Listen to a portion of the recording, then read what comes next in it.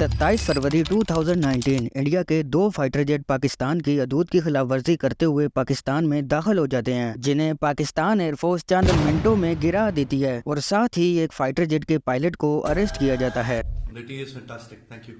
और पूरी दुनिया में इंडियन एयरफोर्स का मजाक उड़ाया जाता है। अपनी एयरफोर्स का डिफेंड करते हुए Indian prime minister Narendra Modi कहता है कि आज हमारे देश ने राफेल जेट की कमी महसूस की। अगर आज हमारे पास राफेल होता तो शायद नतीजा इससे मुख्तलिफ हो सकता था। राफेल की कमी आज देश ने महसूस की है। आज हिंदुस्तान एक स्वर में कह रहा है कि अगर हमारे पास आज राफेल होता तो शायद इससे भी नतीजा कुछ और होता। सितंबर 2016 को इंडिया और फ्रांस के बीच 36 राफेल जेट की डील साइन हुई थी। इस डील के मुताबिक इंडिया फ्रांस को $8.8 बिलियन पे करता है और अब मोदी सरकार जल्द से जल्द इन जेट्स को इंडिया लाना चाहती थी। जुलाई 2020 को मोदी सरकार का ये इंतजार खत्म होता है। 5 राफेल जेट अंबाला बेस पर लैंड करते हैं, जिनका वेलकम इतने शानदार तरीके से किया जाता है कि मोदी सरकार इन जेट्स की पूजा करती है। इसके बाद दिसंबर 2022 को फ्रांस बाकी राफेल जेट भी डिलीवर कर देता है, जिनके आते साथ ही पूरे देश में राफेल जेट्स की चर्चा शुरू हो जाती है। इन जेट्स के नशे में इंडियन मीडिया पाकिस्तान को राफेल जेट्स की धमकियां देने लगता है। पाकिस्तान ने इन जेट्स का मुकाबला करने के लिए चाइना से जेट-एंड-सी की डील की थी। मार्च 2022 को ये जेट्स पहली दफा पाकिस्तान से उड़ान भरते हैं और अब हर तरफ जेट-एंड-सी और राफेल जेट्स का कंपैरिजन होने लगता है। लेकिन इन जेट्स का असल मुकाबला 3 साल बाद मई 2025 को होता है। इंडिया पहलगाम अटैक का जिम्मेदार पाकिस्तान को समझता है और पाकिस्तान के अगेंस्ट ऑपरेशन सिंदूर लॉन्च करता है। इंडिया 6 मई की रात को पाकिस्तान के कई एरियाज पर अटैक करता है, जिसमें पाकिस्तान के कई सिविलियन शहीद हो जाते हैं। लेकिन फिर 7 मई की रात को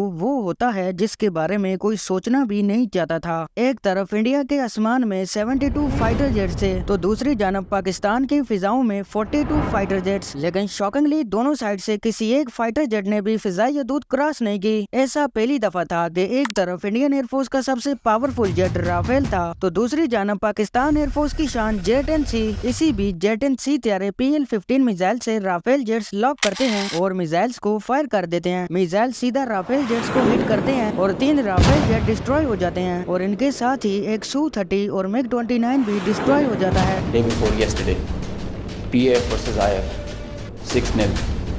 जिसके बाद नरेंद्र मोदी ट्रंप की मिन्नतें करता है कि ये वार खत्म करवा दो और यूं ट्रंप पाकिस्तान और इंडिया के बीच सीज फायर करवा देता है। यूं पाकिस्तान और इंडिया के बीच वार तो खत्म हो जाती है, लेकिन इंडियन एयरफोर्स बुरी तरह एक्सपोज हो जाती है।